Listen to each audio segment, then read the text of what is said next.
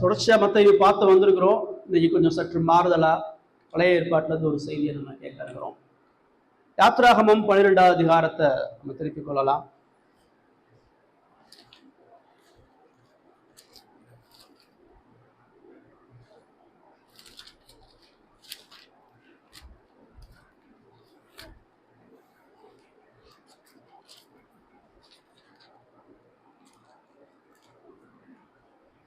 முதல் 14 வசனங்கள் நான் வாசிக்கிறேன். நாம் அடுத்தபடியாக சந்திக்கலாம். 83வது பக்கம், யாத்ராகமம் 12வது அதிகாரம்.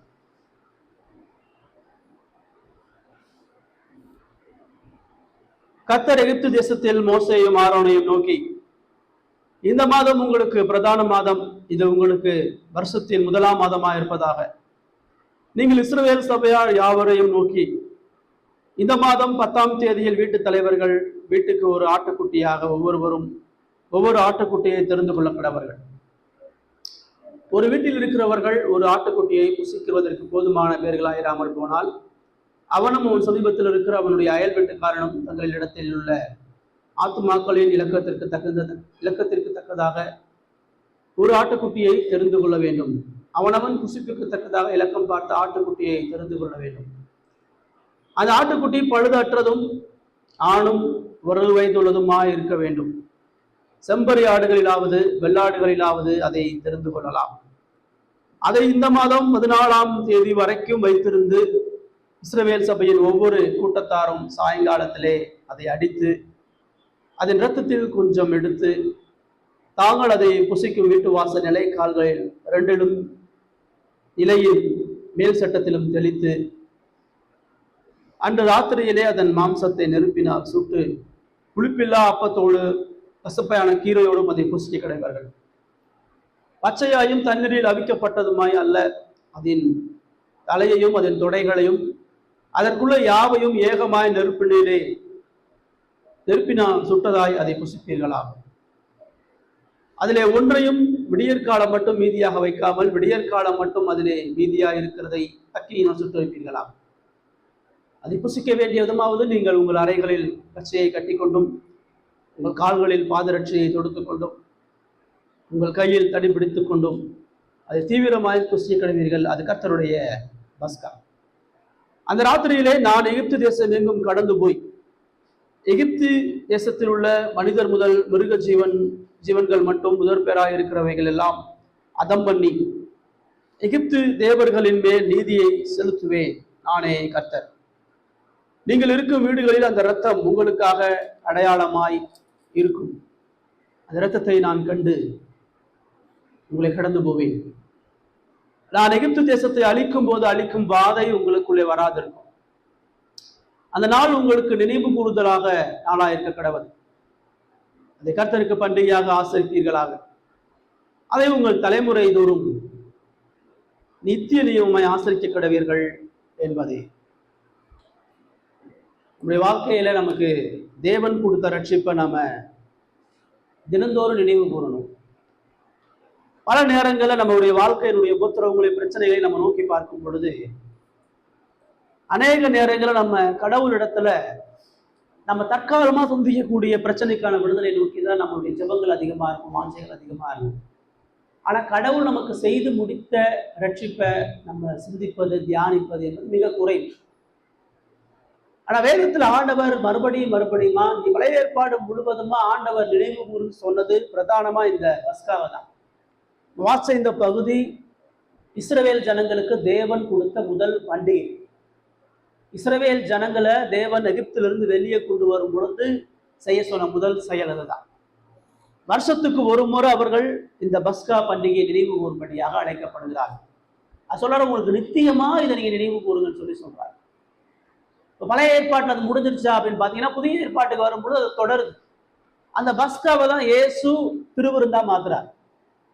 இன்ன வரைக்கும் நிறுத்தப்படாம அவர் எப்போ இஸ்ரவேல் மக்களுக்கு கட்டளையிட்டாரோ அன்றிலிருந்து இன்று வரை இந்த பஸ்கா நினைவு கூறப்படுகிறது.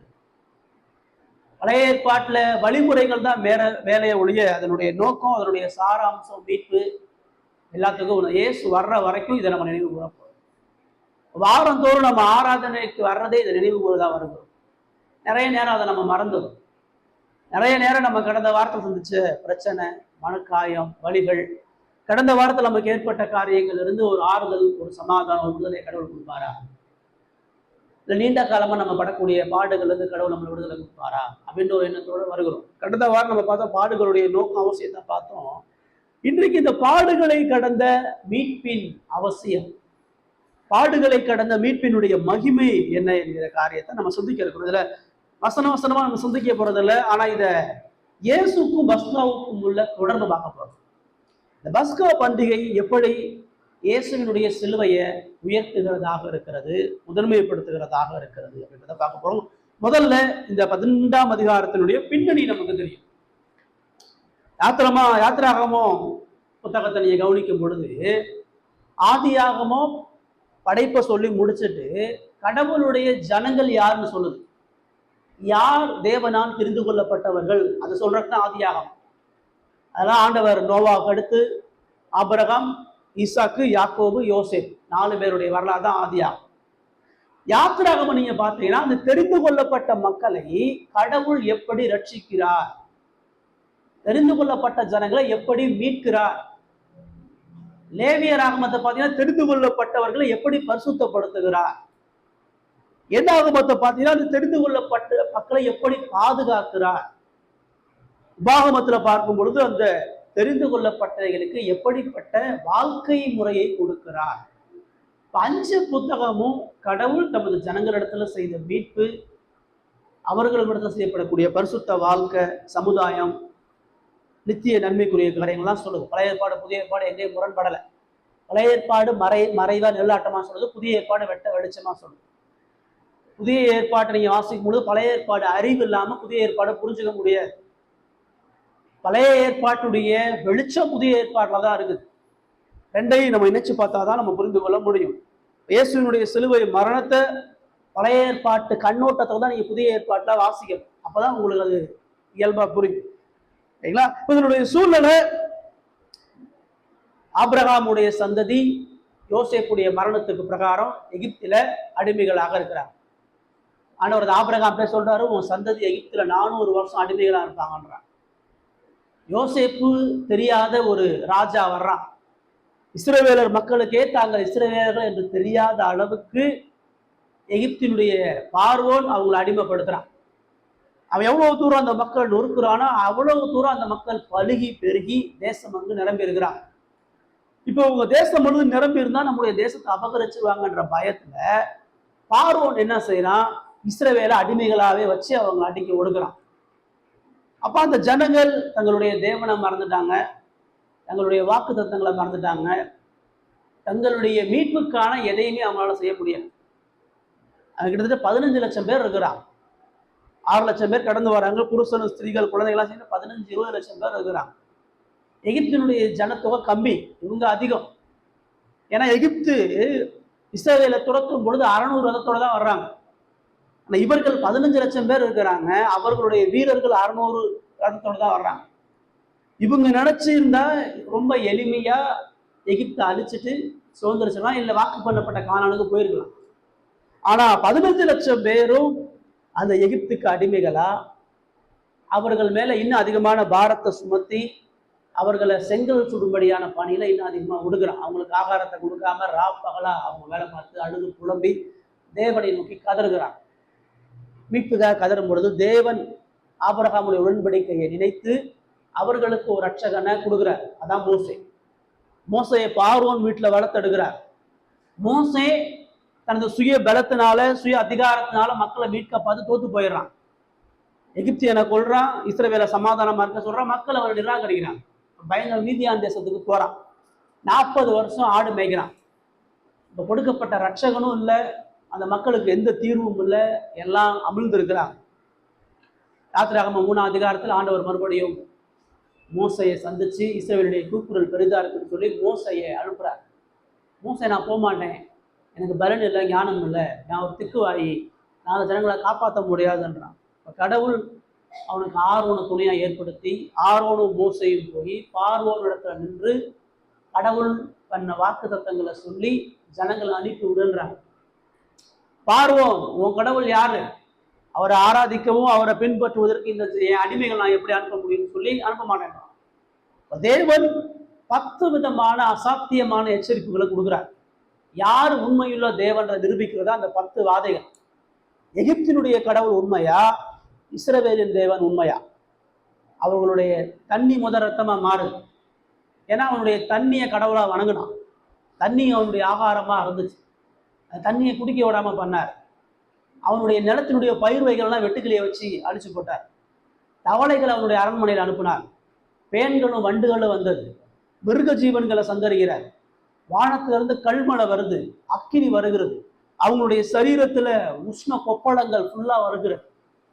அவங்களுடைய மந்திரவாதிகள்லாம் மிரண்டு இது உண்மையாகவே கடவுளுடைய வரல், இவர் தான் உண்மையான கடவுள், இவர் எதிர்க்க முடியாதுன்னு எல்லாரும் சொல்றாங்க. ஆனா பார்வோன் ஒரு புறம் வல்லமையை பார்த்து பயந்து அவங்கள போங்கன்றான். ஆனா அந்த பிரச்சனை சரியானதுக்கு அப்புறம் மறுபடியும் அந்த ஜனங்களை அடிமையா வச்சுட்டான், விட மாட்டேன்றான். ஒவ்வொரு முறையும் மோசே அவரிடத்துல பேசும் பொழுது அவர்களை விடுதலை பண்ணக்கூடிய விருப்பம் இல்லை. பார்வோனுக்கு இஸ்ரவேல் மக்கள் அடிமையா இருந்தது போலதான் நீங்களும் நானும் பாவத்துக்கு அடிமையாக இருக்கிறோம். பழைய ஏற்பாடு என்ன நமக்கு எச்சரைஸ் பண்ணுதுன்னா, பிசாசுக்கும் பாவுக்கும் அடிமையா இருக்கக்கூடிய மனுஷன் அவன் ஒரு பொழுதும் தன்னைத்தானே மீட்க முடியாது. இஸ்ரவேல் மக்கள் சிறப்பான மக்கள் தான், வாக்குத்தத்தின் பிள்ளைகள் தான். அவங்களுக்கு கடவுள் நிறைய அசாத்தியமான திறமைகள் ஞானங்கள்லாம் கொடுத்தாங்க. ஆனால் அதில் எதுவுமே ஒரு சொட்டு கூட அவங்களுடைய பிரச்சனையை தீர்க்கல, அவங்களுடைய வாழ்க்கையில் விடுதலையை கொண்டு வரல. இப்போ கடவுளுடைய ஜனமான இருக்கிறேன், நான் கடவுளுடைய பிள்ளையா இருக்கிறேன் அப்படின்னா என்னுடைய வாழ்க்கையில் படக்கூடிய எல்லா உபத்திரவங்களையும் ஒரு பொழுதும் என்னால் தீர்த்து கொள்ள முடியாதுன்ற நிலை வராமல் மீட்பு நடைபெறாது. அந்த ஜனங்கள் மண்டையிட்டு கதறாம அவர்களுக்கான மீட்பை கடவுள் செயல்படுத்தலை. மோசே ஒரு புறம் அழுகிறான், இஸ்ரவேல் மக்கள் ஒரு புறம் கூப்பிடுறாங்க, அப்போதான் தேவன் அனுப்புகிறார். பார்வோன் அந்த ஜனங்களை அடிமைத்தனத்துக்கு உள்ளாக்கி பிடிச்சி வச்சிருக்கிறான். தேவன் அந்த ஜனங்களை தனது வல்லமை மகத்துவத்தையும் காட்டி பார்வோனுடைய கரத்துல இருந்து பிடிச்சு காப்பாற்றி கூட்டிட்டு வரார். அப்படி அவர்கள் வந்து செங்கடலை கடந்து போகக்கூடிய அந்த நிலைக்கு முன்பாக தான் இந்த 12ஆம் அதிகாரத்துல அவர்களுடைய இறுதி வாதை, கடைசி 10வது வாதை கடவுள் கொடுக்க போறார். இந்த 10வது வாதையில 2 விஷயம் நடக்குது. 9 வாதையில பாத்தீங்கன்னா இஸ்ரவேலர்களுக்கு எந்த ஆபத்தும் வரல, எல்லாமே எகிப்துக்கு மட்டும்தான் கொடுக்குறாங்க. இந்த 10வது வாதையில இஸ்ரவேல் எப்படி காப்பாற்றப்படுகிறது? ஏன்னா 10வது வாதையில எகிப்துல எல்லா முதல் பிறந்த குழந்தைகளையும் சங்கரிக்கிறார். வீட்டுக்கு பிறந்த தலைக்குள்ள சாகுது. இஸ்ரவேல முழுமையாக காப்பாற்றப்படுகிறது. இந்த இஸ்ரவேல் மக்கள் இந்த 9 வாதையில அந்த கடவுள் யாருன்னு தெரியல. அந்த மீட்புக்கு அவங்களுக்கு சம்மந்தம் இல்லை. ஏதோ கடவுள் நம்மளை காப்பாற்றுறான்னு அமைதியா இருந்தேன். ஆனா இந்த 10வது வாதைக்கு அப்புறம் தான் அவர்களுடைய மீட்பை கடவுள் உறுதிப்படுத்துகிறார். அதுலதான் 2 விஷயம் நடக்குது. எகிப்துக்கு நியாய தீர்ப்பு நடக்குது, இஸ்ரவேலுக்கு மீட்பு நடக்குது. அப்படி நியாய தீர்ப்பையும் மீட்பையும் கடவுள் ஒரே நாள் நடப்பிக்கிறார். பைபிள்ல எப்பயுமே அப்படிதான். பைபிள் நல்லா வாசிங்கன்னா நியாய தீர்ப்பும் மீட்பும் சேர்ந்தே இருக்கும். சோதோம் குமாரா சங்கரிக்கப்படுகிறது, அங்கிருந்து லோத்து குடும்பம் காப்பாற்றப்படுகிறது. நோவா காலத்துல முழு உலகம் அழிக்கப்படுகிற அதே நாள்ல நோவாவுடைய குடும்பமும் காப்பாற்றப்படுகிறது. இயேசு கிறிஸ்து 2ஆம் வருகையில வரும் பொழுது 2 நடக்க போகுது. ஒண்ணு இந்த பூமியை சங்கரிக்கிறார், தனது ஜனங்களை காப்பாற்றுகிறார். சரிங்களா? இந்த இடத்துல இந்த பஸ்காவில் முக்கியமா அவங்களுடைய இந்த பின்னணி என்ன என்று பார்க்கும் பொழுது, இஸ்ரவேல் மக்கள் மூசைக்கு சொல்றாரு, இந்த மாதம் உங்களுக்கு பிரதான மாதம். இந்த மாதம் 10ஆம் தேதியில எல்லாரும் ஆட்டுக்குட்டியை ரெடியா வச்சுக்கணும். 14ஆம் தேதி ஆட்டுக்குட்டியை கொலை செய்யும். இதுதான் அதுல கொடுக்கக்கூடிய முதல் கட்டளை. இப்படி முதல் கட்டளை அவர் கொடுக்கும் பொழுது அந்த ஜனங்கள் எப்படி மீட்கப்படுகிறார்கள்ன்ற ஒரு காரியத்தை பிரதானமா சொல்லி வருகிறார். தேவனது நீதி முதல்ல எங்க செய்யப்படுகிறது? எகிப்துக்கு செய்யப்படுகிறது. ஏன்னா அவர்கள் கடவுளுக்கு எதிராக தங்களுடைய இருதயத்தை தொடர்ந்து கடினப்படுத்தினவர்கள். எகிப்துக்கு ஆண்டவர் அன்பு இல்லாமல் இல்லை, எகிப்து ஆண்டவர் மீட்பதற்கு சித்தம் இல்லாமல் இல்லை. அந்த கொடுக்கப்படுகிற 10 வாதைகளும் எகிப்து மனம் திரும்பும்படியா, நான் தான் உண்மையான கடவுள், நான் தான் ஆபிரகாமுடைய தேவன் என்பதை நீ விசுவாசி என்பதை சொல்வதற்காக தான் அந்த வாதை கொடுக்கப்படுகிறது. பார்வோன் மண்டியிட்டு இந்த தேவனை விசுவாசிப்பதற்காக தான் அவருடைய வாழ்க்கையில வல்லமையான செயல்கள் செய்யப்படுகிறது.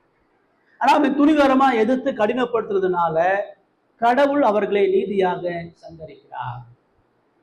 எகிப்தினுடைய தலைச்சினங்களை சங்கரிச்சது என்பது இரக்கமற்ற காரியம் கிடையாது. அவங்களுடைய தேசத்தை அவர் சங்கரிச்சது என்பது கடவுளுடைய கிருபையினுடைய முடிவுக்கான அடையாளம். அவர்கள் அந்த கிருபை எவ்வளவு தூரம் புறக்கணித்தார்கள் என்பதை வெளிப்படுத்தும்படியாக அவர்களுக்கு நீதி செய்யப்படுகிறது. ஒவ்வொரு முறையும் கடவுள் வான் பண்ணி தான் அழிக்கிறார். என்ன செய்ய போறேன்னு சொல்லிட்டு தான் அழிக்கிறார், சொல்லாம அழிக்கல. இன்னைக்கு நீ மனம் திரும்பலனா நாளைக்கு உனக்கு இது நடக்கும்.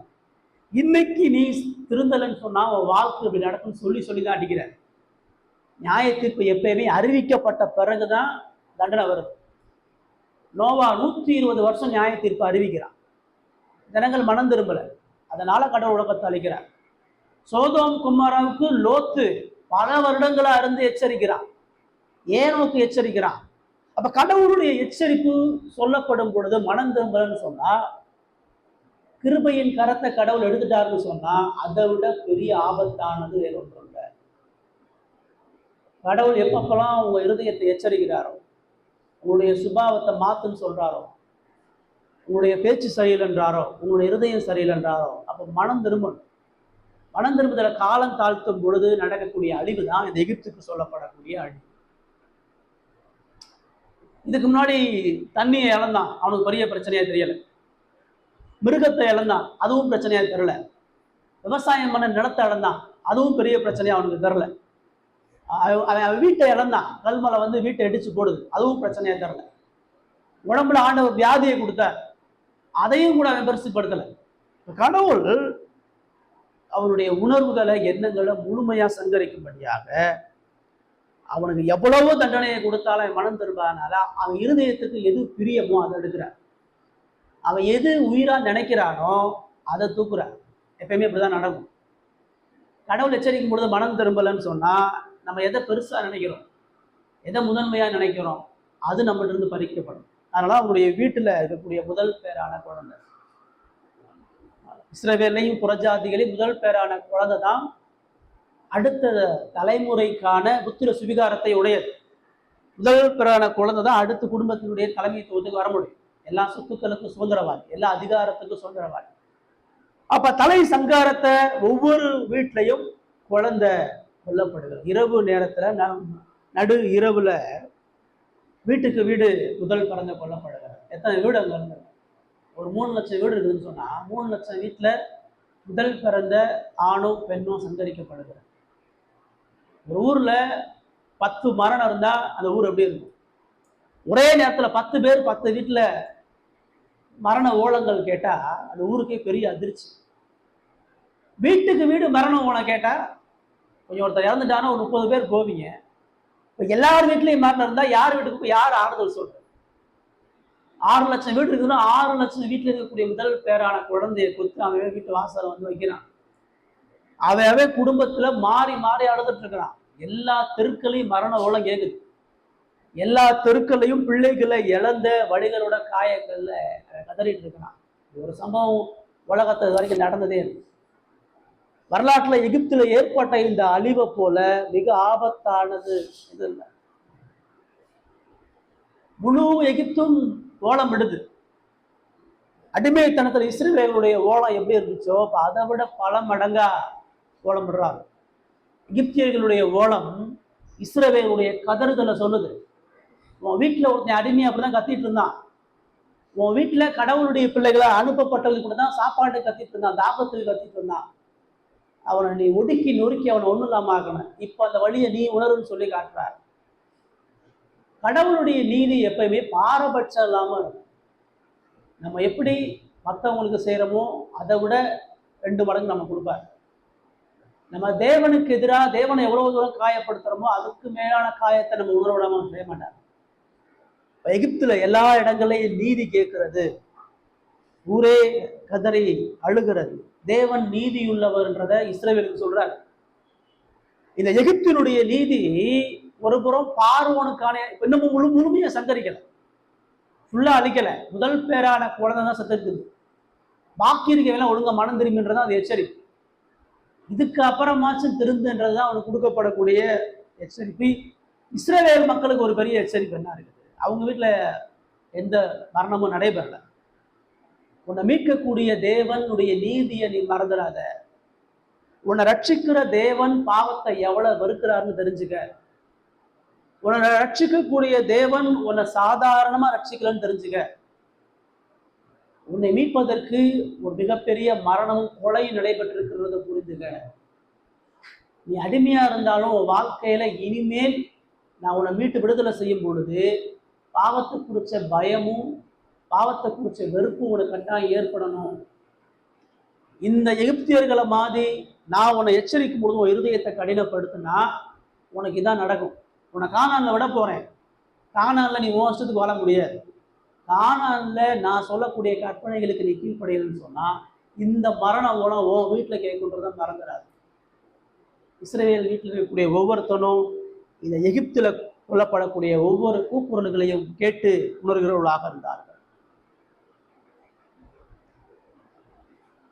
இதற்கு முன்பாக அவர் செஞ்ச எல்லா அடையாளங்களை காட்டிலும், எல்லா அடையாளத்தை விட இந்த ஒரே ஒரு அடையாளம் தான் இஸ்ரவேலுடைய தேவனுடைய பரிசுத்தம் உயர்த்தி காட்டப்பட்டது. அவர் எவ்வளவு பரிசுத்தமானவர், பரிசுத்தத்துல ஒரு பொழுது அவர் எந்த வகையில் சமரசம் பண்ணாதவர் என்பது அவர்களுக்கு விளைவித்து காண்பித்தார்.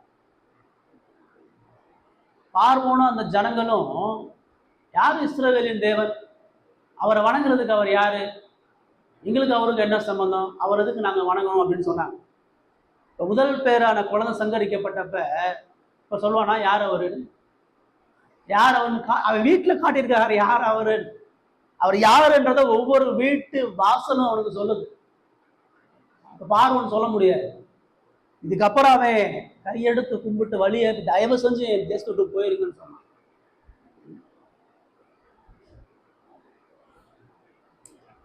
கடவுளுடைய கோபத்தை அவர் செயல்படுத்தும் பொழுது அந்த கோபத்தை எதிர்ப்பதற்கு, அந்த கோபத்திலிருந்து முறுமுறுப்பதற்கு, அந்த கடவுளுக்கு எதிராக ஒரு தூசண வார்த்தையை பயன்படுத்துவதற்கும் ஒருவனுடைய நாவு அங்கல்ல, எல்லாம் வாயை மூடி கையை கட்டிட்டு இருக்கிறான். எல்லாரும் கண்ணீரோட குமரி அழுது கொண்டு கொண்டிருக்கிறார்கள். நீதி என்னன்றத ஒவ்வொரு வீட்டிலையும் கடவுள் வெளிப்படுத்துகிறார். பாவத்தினுடைய ஆபத்தை ஒவ்வொரு வீட்டிலையும் கடவுள் வெளிப்படுத்தி கொண்டிருக்கிறார். இப்ப கலகம் செஞ்சிருவாங்களா, இஸ்ரவேல் அழிக்க போயிருவாங்களா, இப்படி தண்டிச்ச அந்த தேவனுக்கு பதில் செஞ்சிருவாங்களா? ஒன்றும் அவங்க செய்யல, ஒன்றும் செய்யவும் முடியாது. கடவுள் தனது நீதியான கோபத்தை வெளிப்படுத்தும் பொழுது எல்லா பாவியான மனிதனுடைய நிலை இதுதான். கடவுளுடைய நீதிக்கு முன்பாக பயந்து நடுங்கி தலை கவிழ்ந்து தான் எல்லாரும் நிற்கணும்.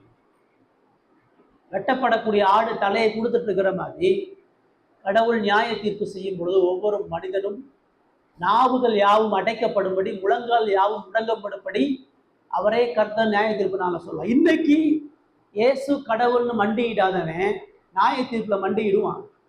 அவர் வரும் பொழுது இவர் தான் கடவுள்னு மண்டிட்டு சொல்லுவான். எகிப்தினுடைய நிலைய தேவன் அப்படிதான் அவர்களுக்கு முன்பாக வைத்திருந்தார். நம்மளுடைய என்னுடைய வாழ்க்கையில கடவுள் இந்த மீட்பை கொடுத்துருக்கிறாருன்னு சொன்னா நான் எங்க இருந்து மீட்கப்பட்டேன்னு தெரியணும். இந்த உலகத்துல கடவுளுடைய உக்கிர கோபம் ஊற்றப்பட்டு கொண்டே இருக்கிறது. பல தேசங்கள்ல தண்ணி இல்லாம, உணவு இல்லாம, பாதுகாப்பு இல்லாம, குண்டு பயத்தோட தவிச்சிட்டு இருக்கிறான். உக்ரைன்லாம் தடுமாறிட்டு இருக்கிறான். காசா பகுதியெல்லாம் கதறிட்டு இருக்கிறான். தேவன் உங்களை விட்டு வச்சிருக்கிறார் அப்படின்னு சொன்னா இந்த உலகத்துல ஏற்படக்கூடிய ஒவ்வொரு அழிவும் உங்களை எச்சரிக்குது. அங்க நடக்கிற கொலை உன் வீட்டுல வந்துடும், கவனமாறு. அங்க நடக்கக்கூடிய நீதி உன் வீட்டுக்கு வராதபடிக்கு கவனமாறுன்னு சொல்ற. இந்த மீட்பை நீங்க உணரணும்னு சொன்னா பஸ்கா பண்டிகை உணர்வதற்கு அந்த ஜனங்கள் முதல்ல எகிப்துக்கு என்ன செஞ்சாருன்னு தெரியும். நித்திய தலைமுறையை அவர்கள் நினைவு கூற வேண்டியது என்னது? இந்த உடன்படிக்கையின் தேவன் பரிசுத்தமும் நீதியும் உண்மையும் உள்ளவர். கடவுள் உங்களை மீட்கிறதற்கு உங்களுக்கு என்ன தெரியணும்னா நீங்க யாருன்னு தெரியணும். நீங்க கடவுளால சங்கரிப்பதற்கு தவிர வேற எதுவும் இல்லை. இப்ப இஸ்ரவேலை காப்பாத்தினாரே, எதுக்காண்டி காப்பாத்தினார்? இவர்கள் யோக்கியமானவர்கள். எகிப்தியர்களோட அவங்க பரிசுத்தமா வாழ்ந்தானாங்க எவனும். அவன் எகிப்துல விக்கிரக வழிபாடுதான் பண்ணிட்டு இருக்கிறான். அவன் ஆபிரகாமினுடைய தேவனை மறந்து எகிப்தின் தேவனை தான் கும்பிட்டு இருக்கிறான். இவன்கிட்ட காணப்படக்கூடிய திருட்டு இவங்கிட்டே இருக்குது, இவன்கிட்ட காணப்படக்கூடிய கொலை இவங்கிட்டே இருக்குது, இவன்கிட்ட காணப்படக்கூடிய எல்லா பாவமும் இவங்கிட்டே இருக்குது. ஆண்டவர் ஒவ்வொரு வாதையும் எகிப்துக்கு அனுப்பும் பொழுது இஸ்ரவேலர்கள் மண்டிட்டு தொழுது கொண்டார்களா? இஸ்ரவேலர்கள் அந்த தேவனை விசுவாசித்து பணிந்தார்களா? ஒண்ணும் இல்லை. வனாந்தரத்தை அழைச்சிட்டு வரும் பொழுது கூட அந்த தெய்வத்துடைய விக்கிரத்தை உள்ள வச்சுதான் வர்றான். நியாயாதிபதிகள் அவர் எச்சரிக்கிறார், எகிப்தினுடைய தெய்வங்களை சுமந்து கொண்டுதான் வருகிறார். அவர்களை காப்பாற்றுவதற்கு எந்த விதமான அருகதையும் தகுதியும் உரிமையும் அவர்களுக்கு. உங்களை என்னையும் கடவுள் விட்டு வச்சதுக்கு நம்ம ஏதோ யோக்கியமா இருக்கிறோம், அவங்களாம் ரொம்ப அக்கிரமமா இருக்கிறாங்க, நம்ம கொஞ்சம் பரவாயில்ல அப்படிலாம் இல்லை. எகிப்து அழியுவது போல இஸ்ரவேலும் அழியப்பட வேண்டிய ஜனம்தான். எகிப்து சங்கரிக்கிறது போல இஸ்ரவேலும் சங்கரிக்கப்பட வேண்டிய ஜனம்தான். இஸ்ரவேலை விட்டு வச்சதுக்கு ஒரே ஒரு காரணம், அவர் செய்த உடன்படிக்கை. ஆபிரகாம்கிட்ட செய்த உடன்படிக்கை, ஈசாக்கிட்ட செய்த உடன்படிக்கை. அதனால் காரணம் ஒழிய அவர்களிடத்திலிருந்து காணப்பட்ட எந்த நீதியான செயல்களும் அங்கு இல்லை அப்படின்றத பிரதானமா கவனிக்கணும். இப்ப முதல்ல அவர் சொல்றாரு, 3 நாள்ல வீட்டுல ஒவ்வொருத்தரும் ஒவ்வொரு ஆட்டுக்குட்டியை தேர்ந்தெடுத்துக்கணுன்ற. 10ஆம் மாத ஆட்டுக்குட்டியை தெரிந்து கொள்ளணும். 14ஆம் தேதி 5 நாள் வரைக்கும் அந்த ஆட்டுக்குட்டியை அவங்க உன்னிப்பா கவனிக்கணும்.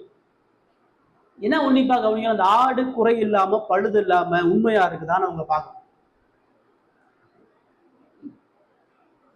அவர் அங்க திரும்ப அதான் சொல்றாரு 5வது வசனத்துல, அந்த ஆட்டுக்குட்டி பழுதற்றதும் ஆணும் 1 வயதுள்ளதுமா இருக்க வேண்டும், செம்பறியாடுகளாவது வெள்ளாடுகளாவது அதை தெரிந்து கொள்ளலாம். எந்த ஆடை சூஸ் பண்ணணும்? 6 லட்சம் ரூபாய் இது 14ஆம் தேதி வரைக்கும் வைத்திருந்து அது நோய்வாய்ப்பட்டு செத்துடக்கூடாது, அதுல எதுவும் வியாதி வந்துடக்கூடாது. 5 நாள் அது நல்ல ஏற்கனவே தேர்ந்தெடுக்கும் பொழுது குறை இல்லாம நோய் இல்லாம சுத்தமான தேர்ந்தெடுக்கணும், கொழுமையான தேர்ந்தெடுக்கணும், பிரதானமான தேர்ந்தெடுக்கணும். அதுக்கப்புறம் அதை வாட்ச் பண்ணணும்.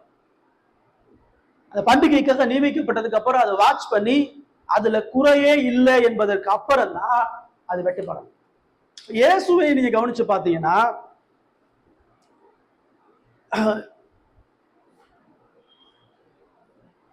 யோவான் 12:13 வாசிங்க. யோவான் 12ஆம் அதிகாரம் 12-13 வசனத்தை வாசிங்க.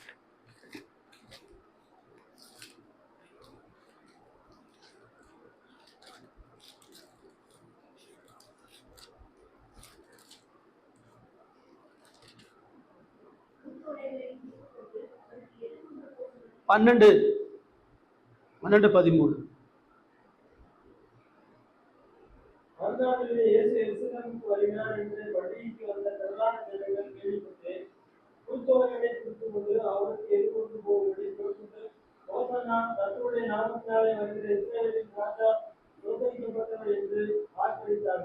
இந்த மறுநாளிலே என்று சொல்லும் பொழுது பஸ்கா பண்டிகையினுடைய முதல் நாள், இந்த நிசான் மாதத்தினுடைய 10வது நாள்ல அவர் எருசலேமுக்குள்ள வர்றார். அவர் ஊழியத்தெல்லாம் முடிச்சுட்டு எருசலேமுக்குள்ள வர்றார். எப்படி ஆடு பஸ்ஸா கட்டி பிரித்தெடுக்கப்பட்டு வருகிறதோ அப்படிதான் அவர் வர்றார். அதனாலதான் அவரை வரவேற்று இஸ்ரவேலின் நாமத்தினால வருகிற சோத்தரிக்கப்பட்டவர் சொல்லி அவங்க புகழ்றாங்க. பஸ்காவுக்கான உண்மையான ஆடு வருது. பஸ்காவுக்கான ஆடு உண்மையாக எருசலேமுக்குள்ள கூட்டு விடப்படுகிறது. எல்லா யூதர்களும் அந்த முதல் நாள்ல ஆட்டுக்குட்டியை கொண்டு வருவாங்க. இயேசு கழுதையில சுமந்தக்கூடிய ராஜாவா, சமாதானத்தின் ராஜாவா, ஆட்டுக்குட்டியானவராக அவர்களுக்கு முதலாவது கொண்டு வரப்படுகிறார். அடுத்து மத்தேயு 21:25-27. மத்தேயு 21:25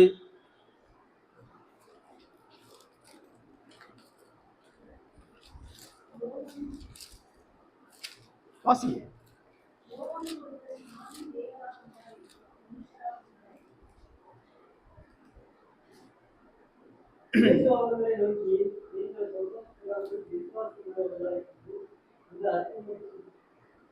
இல்ல இருங்க, அது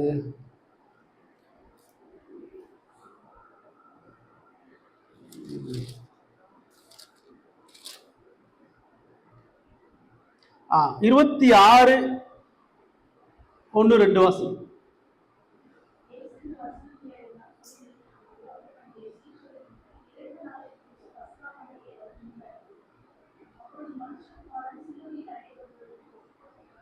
எருசலேமுக்குள்ள கூட்டு வந்ததுக்கு அப்புறம் அவர் கரெக்டா சொல்றாரு, இன்னும் 2 நாளைக்கு அப்புறம் பஸ்கா பண்டிகை வரும், அப்போ சிலுவையில் ஒப்பு கொடுப்பார்கள் சொல்லி சொல்றார். யோவான் 19:4 வாசிங்க. யோவான் 19:4.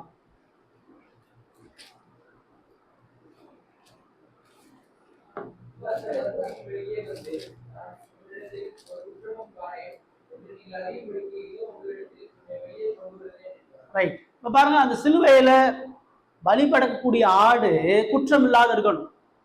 அவர் கரெக்டா அந்த பஸ்காவினுடைய முதல் நாள வராரு, 4 நாள் அங்க உள்ள இருக்கிறாரு. 4 நாள்ல மத தலைவர்கள் எல்லாம் வந்து அவரை பாக்குறாங்க, மாறி மாறி கேள்வி கேட்கிறாங்க, அவர்கிட்ட எந்த குற்றத்தையும் பார்க்க முடியல. அப்புறம் அவரை சனகரிப் சங்கத்துல வச்சு கேள்வி கேட்கிறாங்க, அப்பயும் அவங்க இடத்துல எந்த குற்றத்தையும் கண்டுபிடிக்க முடியல. அநேக பொய் சாட்சிகளை கொண்டு வர்றாங்க, எதுவுமே அவர்கிட்ட செட் ஆகல. பிலாத்திட்ட கொண்டு போறாங்க, பிலாத்துன்னு அவர்கிட்ட எந்த குற்றமும் கண்டுபிடிக்கலன்றான். ஏரோதுல கொண்டு போறாங்க, ஏரோதும் இவர்கிட்ட எந்த குற்றமும் கண்டுபிடிக்கலன்னு சொல்லி சொல்றான். ஆடு குற்றமற்றதா பழுதற்றதாக இருந்தாதான் சிலுவையில பலி கொடுக்கப்படும். இயேசு அவர் சிலுவைக்கு போறதுக்கு முன்னாடி ஆசாரியன் சொல்றான் குற்றமற்றவர், ஆள்ற ராஜா சொல்றான் குற்றமற்றவன், அங்க இருக்கிற வேதப்பாரர்கள் ஜனங்கள் எல்லாரும் சொல்றாங்க இவர்கள் குற்றமற்றவர்கள். சிலுவையில ஒப்பு கொடுக்கறதுக்கு முன்னாடி ஜனங்களை கூப்பிட்டு கேட்கிறான், இவர்கிட்ட நான் ஒரு குற்றத்தையும் காணுமே, எந்த குற்றத்தினால இவரை சிலுவையில ஒப்பு கொடுக்கணும்னு சொல்லி கேட்கிறான். அவர்கள் இவர்கிட்ட எந்த குற்றமும் இல்லை, ஆனாலும் இவரை நீ சிலுவையிலாரே, தன்னை ராஜாவாக சொன்னாலும் சிலுவையாரேன்னு சொல்லி சொல்றாங்க. இயேசுவுக்கும் பஸ்கா பண்டிகைக்குமான முதல் தொடர்பு என்னது? அவர் பழுதற்ற மேசியாவாக பாவத்தை சுமந்து தீர்க்கிற பரிசுத்த தேவனாக மரித்தார் என்பதற்கு இவ்வளவு விஷயங்கள் அங்கு அடையாளமாக அவர்களுக்கு முன்பாக சொல்கிறது நம்ம கவனிக்கிறோம். 1 பேதுரு 1:18-21. 1 பேதுரு 1:18-21 வாசம்.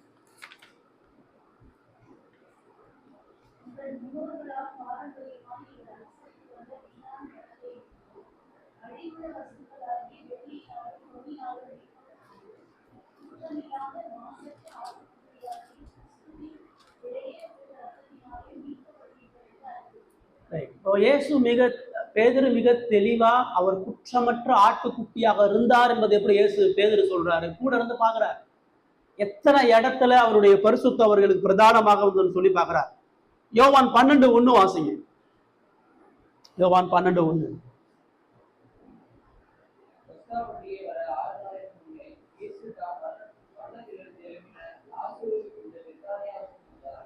ஒரு வாரத்துக்கு முன்பாகவே பஸ்கா வர்றதுக்கு முன்னாடியே அவர் எங்க வந்துடுறார், உள்ள எருசலேமுக்குள்ள பெத்தானியாக்குள்ள வந்து தன்னை அந்த யூதர்களுக்கு முன்பாக மற்றவர்களுக்கு முன்பாக குற்றமற்றவராக நிரூபிக்க வேண்டியதாக இருந்தது.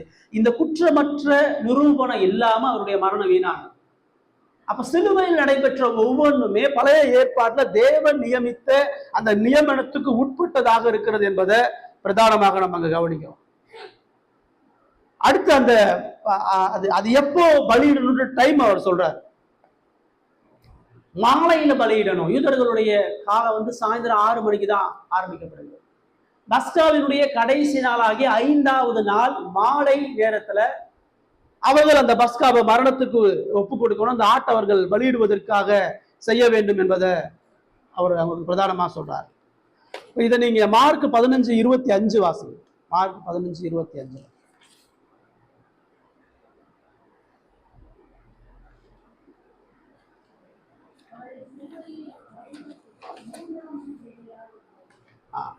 மூன்றாம் மணி வேலை தான் காலை ஆராதனையில பஸ்காயில பட வேண்டிய அந்த ஆடை கொள்ள வேண்டிய பிரதான நேரம். இயேசு மிக சரியாக காலை 9 மணில தேவாலயத்துல பழைய ஏற்பாட்டுல பஸ்கா பலியிட வேண்டிய அதே நேரத்துலதான் அவர் கொண்டு போய் மறிக்கப்படுகிறார். அதே 15:33-37 வாசி. மார்க் 15:33-37.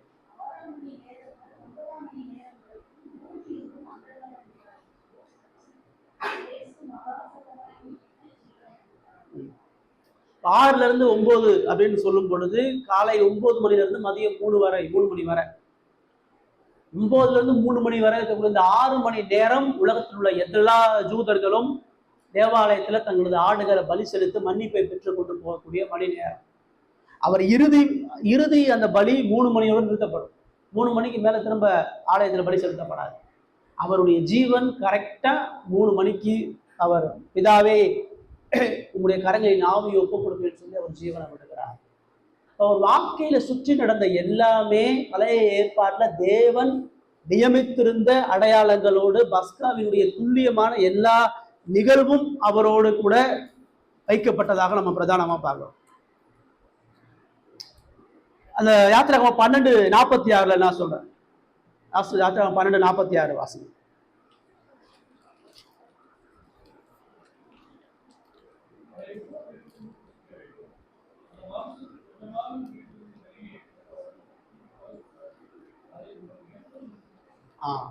அந்த ஆட்டை சுட்டரிக்கணும். அவங்க ஆட்டை எப்படி சுட்டரிப்பாங்கன்னா, அதை கொண்டு வந்து கட்டி அதை ஒரு மரத்துல கட்டுவாங்க. அந்த மரம் கிராஸாக தான் இருக்கும். சிலுவை மாதிரி ஒரு மரத்துல வச்சு அந்த ஆடை கட்டி தீயில வச்சு எரிப்பாங்க.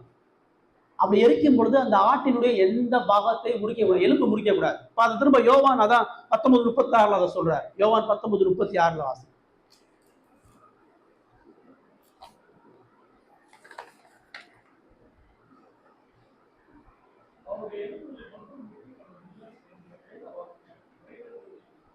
இதே இங்க அழுத்த திருத்தமா இங்க சொல்லப்படுகிறது.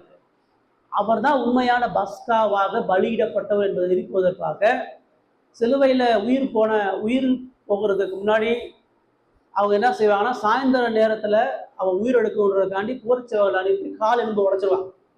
கால் எலும்பு உடைச்சிட்டா சீக்கிரம் உயிர் போயிடும். ஆனா ஏசுட்ட கால் எலும்பை உடைக்க வரும் பொழுது அவர் ஏற்கனவே இறந்துட்டார். அவருடைய கால் எலும்பு அவங்க முறிப்பதற்கான சூழ்நிலை உருவாகல. அது ஏன் உருவாகலைன்னா, பஸ்காவில் படக்கூடிய ஆட்டுடைய எலும்பு முறிக்கக்கூடாது. அதனால சிலுவையில் அவர் மறிக்கும் பொழுது அவருடைய எந்த விதமான எலும்புகளும் முறிக்கப்படாதபடி, அதாவது அதில் எந்த மனித கரைகளும் இல்லாதபடி அவர் தன்னை தேவனுக்கு சுகந்த பலியாக ஒப்பு கொடுப்பார் என்பதா ஆதாரமாக தான் அவருடைய எலும்புகள் ஒன்றும் முறிக்கப்படாதபடி அங்கு ஒப்பு கொடுக்கறத நம்ம பார்க்கணும்.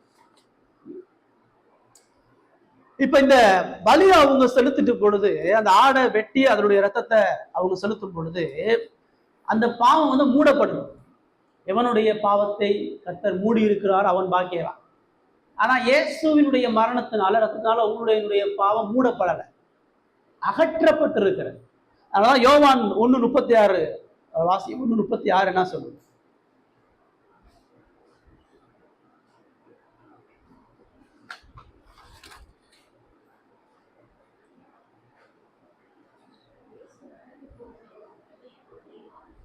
அடுத்து யோவான் சொல்றாரு, உலகத்தின் பாவத்தை சுமந்து தீர்க்கிற தேவ ஆட்டுக்குட்டி என்றார். உலகத்தின் பாவத்தை மூடுகிற ஆட்டுக்குட்டின்னு சொல்லல, உலகத்தின் பாவத்தை மறைத்து போடுகிற ஆட்டுக்குட்டி, தீர்க்கிற, கழித்து போடுகிற, எடுத்து போடுகிற ஆட்டுக்குட்டின்னு சொல்றார். யோவான் ஸ்நானகன் மிக தெளிவா தெரிஞ்சது, கிறிஸ்து பஸ்காவை விட மேலானவராக, உண்மையான பஸ்காவாக, முழு பாவத்தையும் ஒன்றும் இல்லாமல் அவர் தூக்கி போடுகிறவராக இருக்கிறார் என்று பார்க்கலாம். இப்படி ஒவ்வொரு விஷயத்தையும் நீங்க பார்த்தீங்கன்னு சொல்ல, பஸ்காவுக்கும் இயேசு கிறிஸ்துவுக்கும் பல விஷயங்களை வேதம் நமக்கு நினைத்து சொல்லுகிறத நம்ம கவனிக்கிறோம். பஸ்கா அப்படின்ற பேருக்கான அர்த்தமே வந்து கடந்து போதல் தான். கடந்து போதல். எப்படி கடந்து போகுதல்? அந்த எகிப்தினுடைய வீட்டுக்கும் சங்கார தூதன் வந்து அவர் அதான் அங்க சொல்றாரு,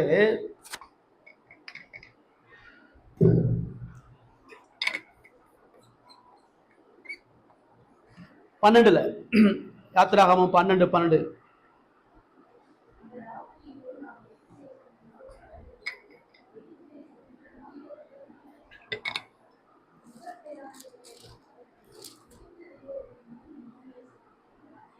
பதிமூணு.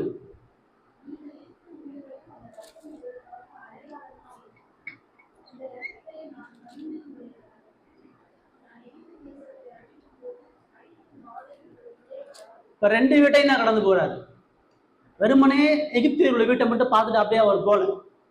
சங்காரம் அனுப்பும் பொழுது தேவன் இஸ்ரவேலுடைய வீட்டையும் தான் பார்த்துட்டு போறேன்றார். அவருடைய பார்வை பாரபட்சமா வரும்போது இல்லை. அநீதி பண்ணக்கூடிய இஸ்ரவேலுக்கு நீதி செலுத்தாம காப்பாற்றப்படலை.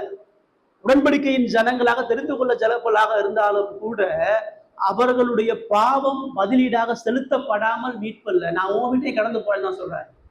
அவன் விசாரிக்கிற மாதிரி, அவன் பாவத்தை விசாரிக்கிற மாதிரி உன் பாவத்தை விசாரிக்காம போக மாட்டேன். ஆனா நான் கடந்து போகும் பொழுது வீட்டுக்கு வருகிற உன்னையே பார்க்கறது இல்லை, உன் வீட்டு வாசலை பார்த்துட்டு நான் கடந்து போவேங்கிறார். வீட்டுக்குள்ள இருக்கிற ஆளை பார்த்துருந்தாருன்னா எகிப்துக்கு நடந்த மாதிரி அங்கேயும் சங்கா நடந்திருக்கும். நான் வீட்டுக்கு வரும் பொழுது உன் வீட்டுல ரத்தம் பூசப்பட்டதுனால நான் கடந்து போகிறேன்னு சொல்லி சொல்றாங்க. இந்த நிலைக்காலுடைய ரத்தத்தை பூசும் பொழுது அவர்கள் எப்படி செய்யணும்? குடும்பமா வீட்டை விட்டு வெளியே வந்துடணும். ஆடை வெட்டி அந்த ரத்தத்தை இலைக்கால்கள்லையும் மேல் சட்டங்கள்லையும் வாசல் படிகளிலையும் அவங்க போடணும். ஆட்டு ரத்தத்தை 3 இடத்துல அவங்க தெளிக்கணும். தெளிச்சுட்டு அவங்க வீட்டுக்குள்ள போகும் பொழுது அந்த படியில சிந்தப்பட்ட ரத்தத்தை மிதிக்காம தாண்டி போடும், கடந்து போடும், குதிச்சு போடும், உள்ள போகாம போடும். ஏன்னா தேவனது உடன்படிக்கையின் ரத்தத்தை அவர்கள் அசுத்தமா எண்ணக்கூடாது. அந்த உடன்படிக்கை ரத்தத்தை கனமா எண்ணும். அதே சமயம் தேவன் அந்த படிகளை கடந்து அவர்களோடு ஒப்புரவாகணும்னு சொன்னா அந்த படியில ரத்தம் சிந்தப்பட்டதாக இருக்கணும். அப்ப அவர்களோடு ஐக்கியப்படுகிறது அவர்களுடைய மீட்பதற்கான ஒரே ஒரு காரணம் சிந்தப்பட்ட ஆட்டினுடைய ரத்தம். இஸ்ரவேலை பார்த்து கடந்து போற, எகிப்தை பார்த்து கடந்து போறாரு. இஸ்ரவேலை பார்த்து அந்த வாசல்களுடைய ரத்தத்தை கடந்து அவர்களோடு வாசம் பண்ணுகிறவராக இருக்கிறார். அதனாலதான் அவர்கள் இந்த பஸ்காவுக்கு அப்புறம் புளிப்பில்லாத அப்பத்தை புசிக்கிறாங்க. ஏன்னா நான் உங்களோட இருக்கிறேன், உன்னோட சமாதானமா இருக்கிறேன், உன்னோட ஒப்புரவாகிறேன்றதுக்கு அடையாளம் அந்த ரத்தம். அதான் இயேசு புதிய ஏற்பாட்டை நானே வாசல்னார். அந்த ரத்தம் வாசல் இருக்குது. அந்த வாசலை கடந்துதான் தேவன் உள்ள வரணும். உங்களுடைய என்னுடைய வாழ்க்கையில கடவுள் உங்களை சந்திப்பதற்கு, உங்களை மீட்பதற்கு ஒன்றே ஒன்று, கிறிஸ்துவனுடைய ரத்தம் தவிர வேற எந்த வழியும். உங்களுடைய என்னுடைய பாவங்களை பார்த்திருந்தார் என்று சொன்னா நம்மளையும் அவர் சந்தரிச்சிருப்பார். உங்களுக்காக எனக்காக பலியிடப்பட்ட கிறிஸ்துவனுடைய சிலுவையை நினைவு கூர்ந்து நீங்கள் நானும் மீட்கப்படுகிறோம். அந்த வீட்டு நிலைக்கால்களையும் வாசலையும் இப்ப இஸ்ரவேல் மக்களுடைய வீட்டுல நான் ஒரு தெரிந்து கொண்ட மனுஷன், கடவுள் எனக்கு அழிவு கொடுக்கலன்னு சொல்லி அந்த ரத்தத்தை பூசாம ஒரு வீடு விட்டுருச்சுன்னா அந்த வீடு என்ன ஆகும்? அது சங்கரிக்கப்படும். அவன் இஸ்ரவேலையே பிறந்தாலும் ஆபிரகாமுடைய சந்ததியே இருந்தாலும் தேவனது நியமத்தின்படிதான் மீட்பு. ரத்தம் பூசுதல் இல்லாத ஒவ்வொரு வீட்டிலையும் நீதி செலுத்தப்படும். ரத்தம் பூசப்பட்ட ஒவ்வொரு வீட்டிலையும் மீட்பு செயல்படுத்தப்படும். கடவுள் ஏன் உங்களை என்னையும் காப்பாத்தன, உங்களை என்னையும் மீட்கணும்னு சொன்னா கிறிஸ்துவை தவிர உங்களுக்கு எனக்கு வேற எந்த வழியும் இல்லை. உங்களையும் என்னையும் இயேசு கிறிஸ்துவுக்குள்ளாக அவர் பார்க்கணும். உங்களுக்கு எனக்கு இருக்கக்கூடிய ஒரே ஒரு நம்பிக்கை, வீட்டுக்குள்ள இருக்கக்கூடிய இஸ்ரவேலுக்கு ஒரே ஒரு நம்பிக்கை என்னது? வெளியில இருக்கக்கூடிய ரத்தம் தவிர வேற எதுவும் கிடையாது. அவன் வீட்டுக்குள்ள விக்கிரக வழிபாட விக்கிரத்தை உள்ள வச்சிருந்தாலும் தேவன் அவனை கிறிஸ்துவுக்குள்ளாக பார்த்தனால மன்னிக்கிறார். தேவன் கிறிஸ்துவனுடைய சிலுவையின் மூலமாக அவனுக்கு அந்த மீட்பை நினைவு கூறும்படியாக சொல்லி கொண்டு போகிறது தான் இந்த பஸ்கா நமக்கு பிரதானமா சொல்கிறது. நீங்கள் நான் இந்த பஸ்காவின் மூலம் அறிய வேண்டிய மிக முக்கியமான ஒரு செயல். ஒரு புறம் கடவுள் தனது நீதியை செலுத்தி கொண்டிருந்தாலோ மறுபுறம் கடவுள் தனது மீட்பையும் மன்னிப்பையும் கொடுப்பதற்கான ஒரே ஒரு காரணம் இங்க வைக்கப்படக்கூடிய அப்பமும் திராட்சரசம். இங்க வைக்கப்படக்கூடிய இந்த திருவிருந்து கிறிஸ்துவனுடைய ரத்தத்தினுடைய அடையாளம். அதான் 6வது பிரதானமா வைக்கிறோம். இந்த பிரசங்கத்துக்கு அடுத்து ஏன் இந்த திருவிருந்திய பிரதானமா இருக்குதுன்னா இதுதான் கிறிஸ்துவனுடைய மரணத்தையும் பாடுகளையும் அவருடைய ரத்தத்தையும் சொல்லக்கூடிய அடையாளமாக இருக்கிறது. உங்களை என்னையும் கடவுள் இப்ப பார்க்கணும்னு சொன்னா இதுல மட்டும்தான் பார்க்கணும். இதுக்கு வெளியே உங்களை என்னைய அவர் பார்த்தாருன்னு சொன்னா உங்களை அழிக்கிறத தவிர வெறும் செய்ய முடியாது. இப்ப நீங்க நினைச்சுக்காதீங்க நான் கொஞ்சம் யோக்கியமா இருக்கிறேன், நான் கொஞ்சம் போராடுறேன், நான் நேர்மையா இருக்கிறேன், நான் கொஞ்சம் பரிசுத்தமா ஆகிறேன், அதனால கடவுள் என்னை மன்னிக்கணும், அதனால என்ன கடவுள் ஒருபோதும் இல்லை. உங்களை பரலோகத்துக்கு சேர்த்து கொண்டு போற வரைக்கும் கடவுள் உங்ககிட்ட பார்க்கக்கூடிய ஒன்னே ஒண்ணு, இந்த மீட்புக்கும் இந்த ரத்தத்துக்கும் நமக்கு சம்மந்தம் இருக்குதா? இந்த உடன்படிக்கையின் ஜனங்களாக நாம் இருக்கிறோமா என்பதை தவிர வருது.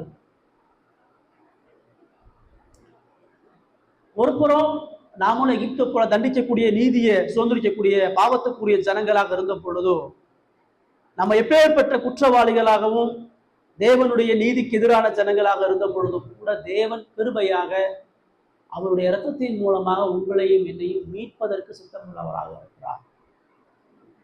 சிலுவையில் அதான் நடக்குது. ஒட்டுமொத்த சமுதாயமும் அவரை நிராகரித்த பொழுது கடவுளுடைய ஒட்டுமொத்த கோபத்தையும் அவர் தாமேல ஏற்றுக்கொண்டார். பரிசுத்த தேவனுடைய கோபத்தை சந்திக்க முடியாம எகிப்தியர்கள் எல்லாரும் செத்த பணமா கிடக்குறான். அந்த தேவனிடத்துல நீதிக்காக யாரும் போய் நிற்க முடியாது, மீட்புக்காக யாரும் போய் நிற்க முடியாது, மோசையும் போய் நிற்க முடியாது. ஆனா உங்களை என்னையும் மீட்பதற்கு தேவனுடைய நீதிக்கு முன்பாக கிறிஸ்து போய் நிற்கிறார். கடவுளுடைய உக்கிர கோபத்துல யாருமே நிற்க முடியாத பொழுது ஏசு அந்த இடத்துல நின்றுகிறார். அதனாலதான் கடவுளுடைய கோபம் நீக்கப்படுகிறது. பரிசுத்த ஆடாகிய தேவ குமாரன் ரத்த சிந்தனுடைய விளைவாக அந்த மன்னிப்பும் அந்த ரட்சிப்பும் கொடுக்கப்படுகிறது. சொல்றாரு, இது உங்களுக்கு மன மகிழ்ச்சியின் நாள். இந்த நாளை நீ புசிச்சு குடிச்சு உன் ஆத்மாவை சந்தோஷமா இளைப்பாற பண்ணுன்னு சொல்லி அவர்களுக்கு சொல்றாரு. 7 நாள் அளவு உன் ஆத்மா மன மகிழ்ச்சி அந்த நாள்ல இருக்கணும்னு சொல்லி அவர்களுக்கு சொன்னார். ஒரு புறம் மரண ஓலங்கள் நடைபெறுகிற அதே நேரத்துல மறுபுறம் மகிழ்ச்சியின் கொண்டாட்டமும் நடக்குது. இஸ்ரவேல் மக்கள்லாம் மகிழ்ச்சியா சந்தோஷமா எகிப்தை விட்டு வெளியேறி போகக்கூடிய காரியத்தை தேவன் அவர்களுக்கு செய்கிறார்.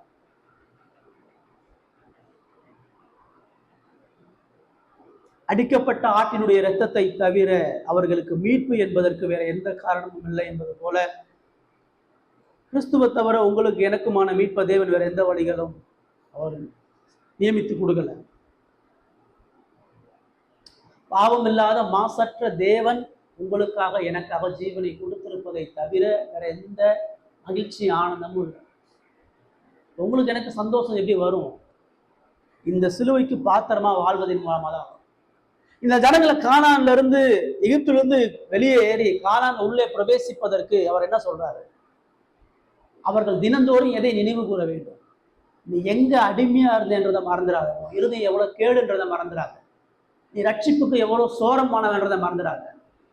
நீ வனாந்தரத்துல எவ்வளவு தூரம் எனக்கு கலகம் பண்ணன்றதை மறந்துடாத. வனாந்தரத்துல ஒரு இடத்துல கூட நீ விசுவாசமா இல்லைன்றதை மறந்துடாத.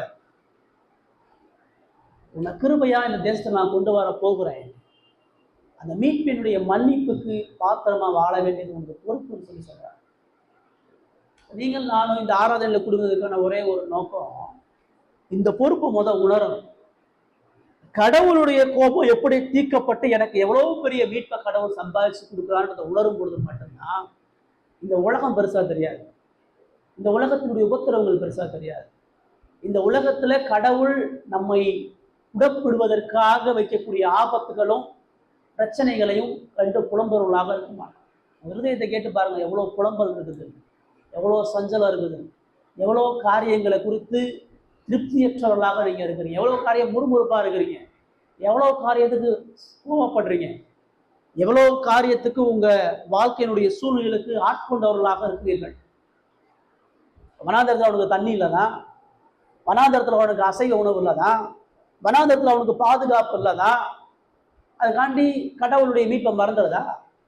அவ்வளோ பெரிய அடிமையிலிருந்து காப்பாற்றி வந்தவர் சாப்பாட்டை கொடுக்க மாட்டான்ற நம்பிக்கை அவனுக்கு இல்லை, ஆடை கொடுக்க மாட்டார் நம்பிக்கை இல்லை. வாக்கு பண்ணியவர் செங்கடல் 2 பணந்து மீட்பை கொடுத்திருக்கிறார், கண்மலையை உடைச்சு மீட்பை கொடுத்திருக்கிறார், வானத்தை உடைச்சு மீட்பை காண்பிச்சிருக்கிறார், ஆறுகளையும் தண்ணீரை ரத்தமா பண்ணி மீட்பை கொடுத்திருக்கிறார். அவரால் செய்ய முடியாத எந்த அதிசயமான காரியமும் இல்லை. இவ்வளத்தையும் காண்பிச்சாலும் அவன் எனக்கு என்ன சொல்றான்? எனக்கு சோறு இல்லை, நாங்கள் எகிப்துல ராஜாவா இருந்தோம், எங்களுக்கு தூங்க இடம் இல்லை, எங்க பிள்ளைங்க கஷ்டப்படுறாங்க, நான் கஷ்டப்படுற முறுமுறுப்பு தான் வாழலாம். உன் வாழ்க்கையில் அந்த முறுமுறுப்பு இருக்குன்னு சொன்னா இந்த உடன்படிக்கை என்ற ரத்தத்தை நீங்க தவறா பயன்படுத்துறீங்க. கடவுள் உங்களுக்கு கொடுத்த மீட்பினுடைய மேன்மையை மகத்துவம் ஒருபோதும் புரியல. அந்த மீட்பினுடைய மேன்மையை புரிவதற்கு உங்களுடைய சொந்த இருதயம் தப்புன்னு ஒத்துக்கோங்க. உங்களால ஒரு பொழுது கடவுளுக்கு உண்மையாக வாழ முடியாதுன்றதை உணருங்க. நீங்களும் நானும் கடவுளுக்கு ஒரு துளி அளவு கூட பிரயோஜனமற்றவர்கள் என்பதை புரிந்து கொள்ளுங்க. இந்த மீட்புக்கு எப்படி அந்த ஜனங்கள் ஊமையா உட்கார்ந்தாங்களோ அதே போல நீங்களும் நானும் பரலோகம் போறதுக்கும் பாவ மன்னிப்புக்கும் நித்திய வாழ்வுக்கும் எந்த தகுதி உரிமை மற்றவர் என்பதை புரியாத வரைக்கும் இந்த சிலுவையின் மகத்துவம் ஒருபோதும் புரியாது. இந்த மீட்பை புரிஞ்சவன் தான் இன்னொருத்தனை ஈஸியா மன்னிப்பான், இன்னொருத்தனை ஈஸியா ஏத்துக்குவான். அவனுடைய பார்வையில இன்னொருத்தன் யாரும் கீழ்த்தரமானவனோ பகைமை உள்ளவனா ஒருபோதும் இருக்க மாட்டான். எவ்வளவு மோசமா அடிமைக்கும் ஆக்கினைக்கு ஏதுவான என்ன கடவுள் மீட்டெடுத்திருக்கும் பொழுது இந்த மீட்பினுடைய மன்னிப்பை வழங்குறதுல நான் எவ்வளவு உண்மையுள்ளவனாக இருக்கின்றது கடவுள் தெரிவிக்கிறார். இயேசுவினுடைய வாழ்க்கையை நீ எல்லாம் ஆராய்ஞ்சு பார்த்தீங்கன்னா இந்த பஸ்காவை நிறைவேற்றுவதற்கு அவருடைய வாழ்க்கையினுடைய ஒவ்வொரு நொடிகளையும் அர்ப்பணித்தார். கரெக்டான நேரத்துக்கு அவர் அந்த இடத்துக்கு போகணும், கரெக்டான நேரத்தில் அவருடைய மரணம் நடக்கணும், கரெக்டான நேரத்தில் ரத்தம் சிந்தப்படணும், கரெக்டான நேரத்துல கடவுளுடைய கோபம் தீர்க்கப்படணும். இந்த மீட்பை பிதாவானவர் முதல் பிளான் பண்றார். ரோமர்கள் பிளான் பண்ணல, யூதர்கள் பிளான் பண்ணல, ஏரோது அங்க தீர்மானிக்கல, யூதர்கள் தீர்மானிக்கல. பிதாவாகிய தேவன் குமாரனை மரணத்துக்கு ஒப்பு கொடுப்பதற்கு அவர் திட்டம் போட்டார். பஸ்காவை கடவுள் தான் அனுசரிக்கிறார். மோசேட்ட ஆலோசனை கேட்கல, இஸ்ரவேல் மக்கள்கிட்ட நீங்க என்ன சொல்றீங்கன்னு கேட்கல, அவர் தீர்மானம் பண்ணி முடிவெடுக்கிறார். உங்களை என்னை ரட்சிப்பதற்கான திட்டம் கடவுளுடைய காலத்துல வருது. அவங்க கையில் உங்க பிள்ளைகள் ரட்சிக்கிறது, உங்களுடைய வாழ்க்கை துணை ரட்சிக்கக்கூடிய திட்டத்தை அவர் கையில் வச்சிருக்கிறார். உங்க உறவினர்கள், உங்கள் பெற்றோர்கள், உங்களுடைய பிள்ளைகள் இந்த எகிப்தினுடைய சங்காரத்தில் நின்றுட்டு இருக்கிறாங்க. இந்த எகிப்தினுடைய அழிவில் கடவுளுடைய நீதிக்கு எதிராக பாவத்தை துணிகரமா செஞ்சு தண்ணீரை போல குடிச்சு கடவுளற்று வாழ்ந்து கொண்டிருக்கிறார்கள். கடவுளுடைய இந்த நீதியின் வாள் எப்ப வேணாலும் வீசப்படும். இந்த சங்காரத்தை திட்டம் பண்ணிலாம் அவங்களுக்கு கொடுக்கல, சடுதியா அவங்களுடைய வாழ்க்கையில வந்துச்சு. நம்ம கூட இருக்கிறவங்க, நம்மோடு கடவுளை அறியாத ஒவ்வொருத்தரும் இந்த நீதிக்கு முன்பாக நிற்கிறாங்க. நீங்களும் நானும் எக்ஸமனையில கிறிஸ்து பரிந்து பேசுவது போல அவர்களுக்காக பரிந்து பேச வேண்டிய பொறுப்பு. மன்னிப்பை பெற்றவே மன்னிப்பினுடைய மேன்மையை உணர்ந்தவன் தான் மன்னிப்புக்காக போராட முடியும். அதை ஆன முடியாது. சரிங்களா? உங்க வாழ்க்கை ரட்சிப்பை அனுபவிக்காம நடைமுறையில் அல்லாம அது ஒரு பொழுது செய்ய முடியாது.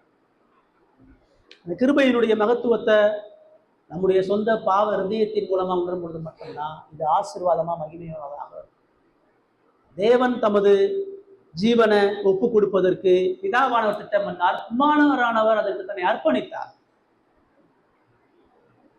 அவரை கையை கட்டி வாரில் அடிக்கிறாங்க, அவரை கையை கட்டி முழு நாளை அழுத்துறாங்க, அவருடைய கண்ணை கட்டி யார் உன்னை குட்டினது சொல்லுன்றாங்க, அவருடைய மூஞ்சில 100 பேர் துப்பி அவமானப்படுத்துறாங்க. ஒரு மனிதனாக எப்படிலாம் ஒருத்தர் நடத்தக்கூடாத எல்லா அவமானத்தையும் அவர் அடைஞ்சார். ஒரு மிருகத்துக்கு செய்ய வேண்டிய கொடூரத்தை இயேசுவுக்கு செஞ்சார். வானமே வணங்கக்கூடிய தேவன், முழு தேவ தூத கூட்டமும் பார்க்க முடியாத கண்ணை மூடி வணங்கக்கூடிய தேவன் இந்த உலகத்துல ஏளனமாக எண்ணப்பட்டு நொறுக்கப்பட்டு அடிக்கப்பட்டு ரத்தம் சிந்தி இந்த மீட்பை கொடுத்திருக்கிறார். இந்த மீட்பை ஏன் கொடுத்திருக்கிறார்? இந்த மீட்புக்கு உண்மையிலவர்களாக நீங்க வாழணும். அவர் சுமந்த சிலுவையை உங்களை சுமக்க சொல்றதுக்கு தான் கொடுத்திருக்கிறார். அவர் பட்ட பாடுகளை நீங்க பண்றதுக்காக தான் கொடுத்திருக்கிறார். சிலுவை இல்லாம மகிமை இல்லை. உங்க வாழ்க்கையில சிலுவையை சகிக்காம மகிமைக்குள்ளாக ஒரு பொழுதும் போக முடியாது. சிலுவையை சுமக்கிறவன் தான் ஒழுக்கம் உள்ளவனா இருப்பான். சிலுவையை சுமக்கிறவன் தான் பரிசுத்தத்துல வளருவான். சிலுவையை சுமக்கிறவன் தான் தேவனுக்கு உண்மையா தான் வாழ்க்கையை அர்ப்பணிப்பான். சிலுவையை சுமக்கிறவன் தான் கடவுளுடைய காரியங்கள்ல ஞானம் உள்ளவனா, பயபக்தி உள்ளவனா இருக்கும். அதெல்லாம் நீங்க இருக்கீங்களான்னு பாருங்க. எவ்வளவு தூரம் இந்த கடவுளுக்கு உண்மையா இருக்கீங்கன்னு பாருங்க. எவ்வளவு தூரம் அந்த அன்புக்கு பாத்திரமா இருக்கீங்கன்னு பாருங்க. உங்களுடைய விசுவாச கடமைகளை எப்படி செய்றீங்கன்னு பாருங்க.